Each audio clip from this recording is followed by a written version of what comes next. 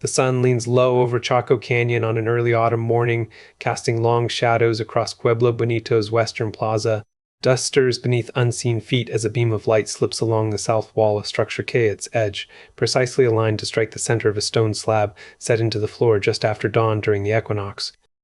The stones are worn smooth by centuries of sun and wind, their surfaces still holding faint traces of red pigment where ancient hands once painted symbols now nearly invisible. Beyond the plaza, the canyon walls rise in steep, sandstone cliffs that seem to lean inward like shoulders holding up a sky too vast for human scale. At the edge of what was once a great ceremonial platform, a single doorframe remains, its lintel cracked but still standing, framed by a wall built with such precision that even today its corners align true north with only minor deviation. This is not accidental. The stones were carried from distant quarries, dragged across desert and mesa on timbers no longer present, stacked in patterns that suggest deliberate planning rather than improvisation. There are no signs of fire or violent collapse, no evidence of abandonment through disaster. Instead, the silence feels intentional, a stillness that speaks not of ruin, but of departure. The great houses stand empty, their rooms hollowed out by time and wind, yet each corridor in Kiva appears to face inward toward shared spaces, toward centers of gravity that were once occupied.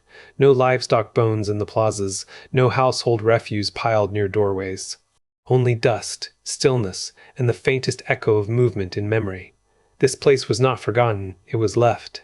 Nestled in the high desert of what is now northwestern New Mexico, Chaco Canyon stretches beneath a vast sky, its red rock walls carved by wind and water over millennia. This was no ordinary valley. By the 10th century, it had become the beating heart of a civilization that defied the harshness of the Southwest. The ancestral Puebloans who built here were not nomadic wanderers, but people with deep knowledge of their land, its rhythms and resources, its challenges and possibilities. They lived in a world where water was scarce, summers were relentless, and survival depended on precise understanding of seasonal cycles and celestial patterns. Chaco Canyon lies at the crossroads of vast desert plateaus between the San Juan Basin to the north and the Chusca Mountains to the west. Its location offered access to key trade routes that linked distant peoples: turquoise from the Cerrillos Hills, seashells from the Pacific coast, macaw feathers from Mesoamerica. Yet this was not merely a trade nexus. What unfolded here was far more ambitious. Over centuries, successive generations shaped the canyon into an extraordinary architectural and spiritual center. Great houses rose like temples of stone: Pueblo Bonito, Pueblo del Arroyo, Peñasco Blanco, monuments of hundreds of rooms, multi-storied structures built with precision. Their walls aligned not just to practical needs, but to the movements of sun, moon, and stars. The construction was not haphazard. Roads, broad, straight pathways stretching for miles across the desert, connected Chaco Canyon to outlying communities, suggesting a centralized authority or shared purpose. These roads were more than trails, they were deliberate engineering feats, some spanning over 10 kilometers.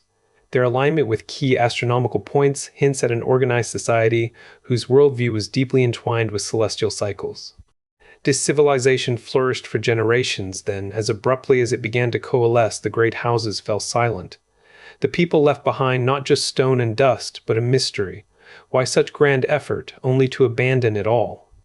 What we know of Chaco Canyon begins with what remains: walls that rise like ancient sentinels from the desert floor, their stones laid in precise patterns, some still standing 5 stories high. These great houses are not scattered remnants, but coherent structures, built with a level of planning and coordination that suggests organized labor across vast distances. Archaeologists have measured these buildings to reveal remarkable alignments: doors facing the solstices, walls tracking lunar cycles, kivas oriented towards celestial events. Such precision implies knowledge of astronomy, passed down through generations. Excavations over decades have revealed more than foundations: fractured pottery shards inscribed with geometric symbols, baskets woven from yucca fiber, and tools made of chert and antler. These artifacts, though weathered by time, offer clues about diet, trade networks, and social structure, especially when found in ritual context or beneath ceremonial floors. Presence of turquoise, shells from the Pacific coast, and macaws imported from southern Mexico suggest long-distance exchange routes stretching hundreds of miles.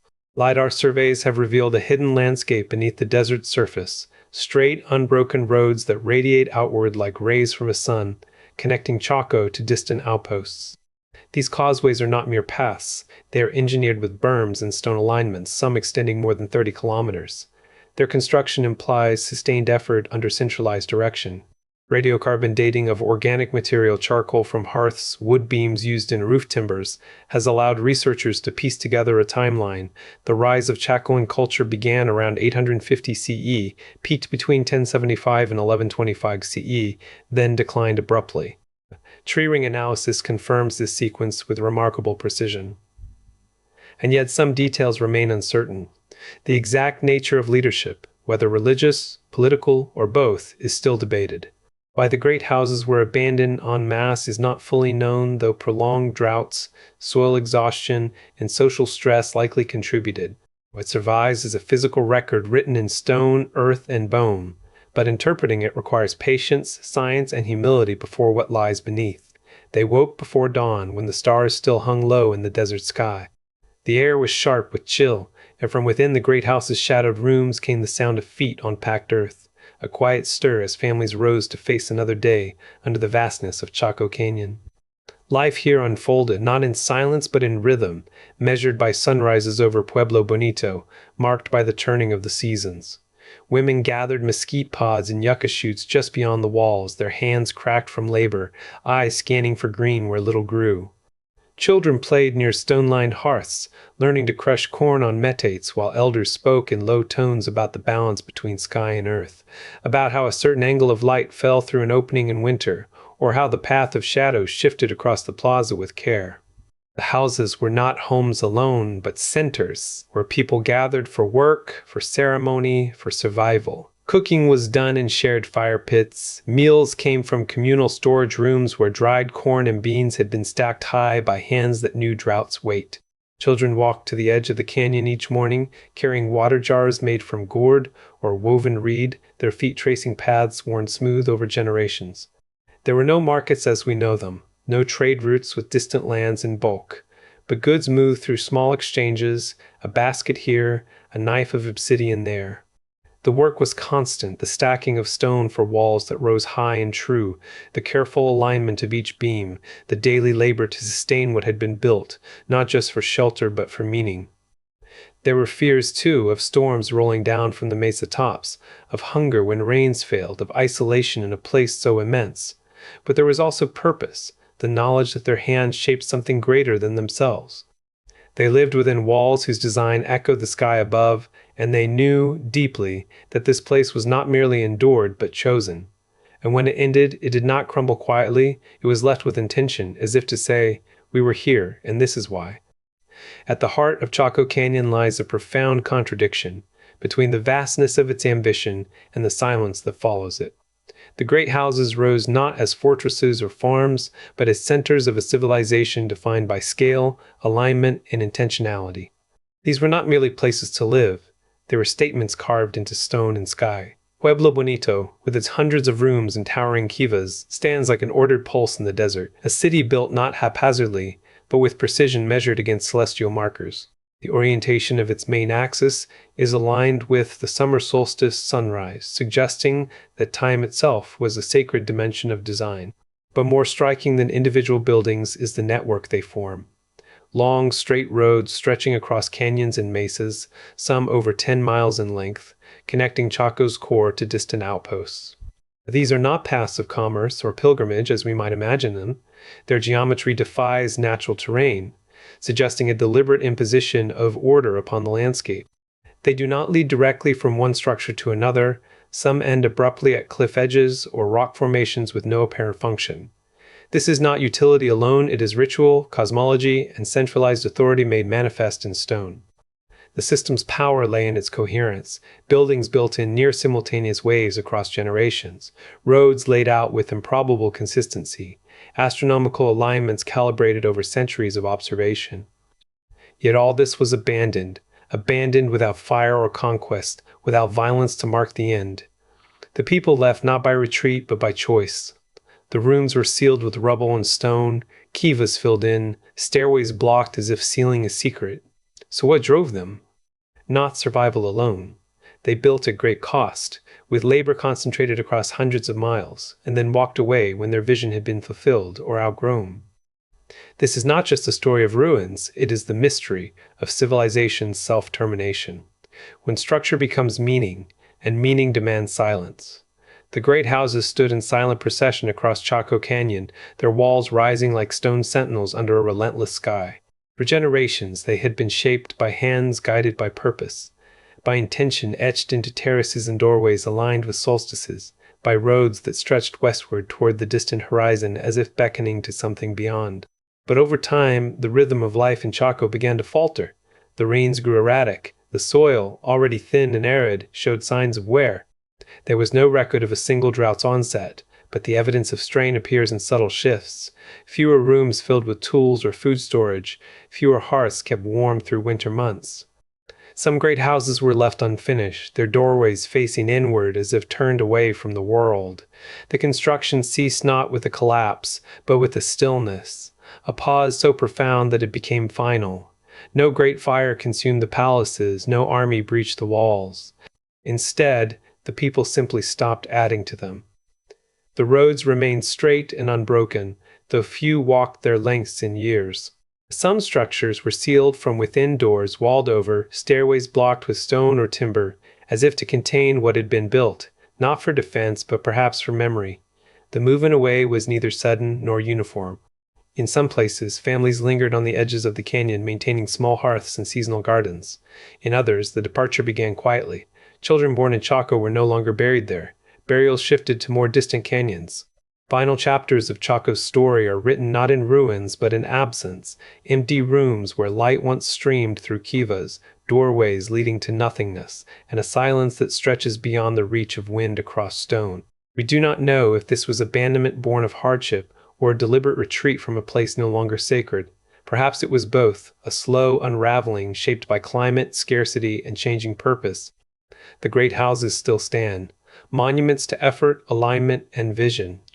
But they are also testaments to what cannot be sustained, not just the buildings, but the belief that built them.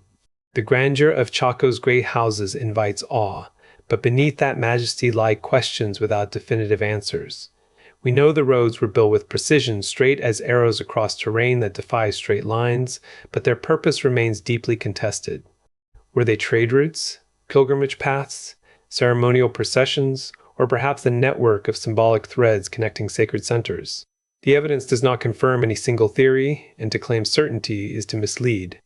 Some speak of Chaco as an empire or capital city, but the scale of its influence remains ambiguous. No central authority has been found, no throne room, no administrative records, no royal tombs. What we see are great houses rising in isolation on high mesas, each with a ceremonial core and grand kivas, but not all alike nor uniformly aligned. The idea that Chaco was abandoned is itself an oversimplification. The canyon wasn't emptied overnight, people left gradually over decades or even centuries. Some families migrated to the edges of the San Juan Basin, others moved toward the Rio Grande, but no mass exodus occurred in a single moment. We don't know whether this shift was driven by drought, social fragmentation, resource depletion, spiritual reorientation, or some combination. The myths that Chaco was abandoned due to environmental collapse are compelling, but incomplete. Evidence shows resilience and adaptation, not sudden ruin. And then there's the sky, the alignments with stars and sun. Many structures align with solstices or lunar standstills, but we cannot say whether these were intentional astronomical observatories or merely incidental outcomes of cultural design logic. The precision suggests deep knowledge, yet the absence of written records means we can't access how that knowledge was understood. Most importantly, Chaco's people are not lost, but their voices remain silent in our archives. We call them ancestral Puebloans, but they did not name themselves as such. They left no inscriptions, no text to tell us what they thought of their own achievements. What we have is stone and soil evidence that speaks powerfully, but never fully. To reduce Chaco to a story of rise and fall, empire and collapse is to miss the complexity. It was not a city in our sense, nor simply a ruin, but something more subtle, more layered, and ultimately still mysterious. What endures is not just stone and shadow, but the quiet persistence of purpose. The great houses stand in stillness now, their walls worn by wind and time, yet they speak with a voice that does not fade. not through grandeur alone, but through the way they were built, precise, deliberate, aligned to patterns in the sky, connected by roads that stretch like threads across the desert floor. These are not ruins born of neglect, but structures laid down with intention and then, after centuries of use, abandoned with a kind of resolve. Not chaos, but choice. The people who came here did so knowing what they were doing, building on scale, planning in advance, organizing labor under shared vision. They moved earth and stone not for survival alone, but to create something beyond themselves, a center where the stars might be watched as closely as the seasons. The roads do not lead merely from place to place, they suggest movement toward meaning, alignment with belief. And then, when the time came, no one stayed behind in the great houses. No signs of fire or violence marked their departure, only silence. They left the halls empty, the plazas unmarked by footprints, the kivas undisturbed. This was not collapse, but transition. The people did not vanish, they dispersed, carrying what mattered with them, the knowledge, the memory, the rhythm of place. We do not know why. We cannot name the moment when the decision was made or the path that followed. But we see in this departure profound truth, that human life is not bound to one place forever, that places can be built with love and purpose, and then released with dignity. What remains is more than architecture. It is evidence of people who understood time, space, and community as forces they could shape, not just endure.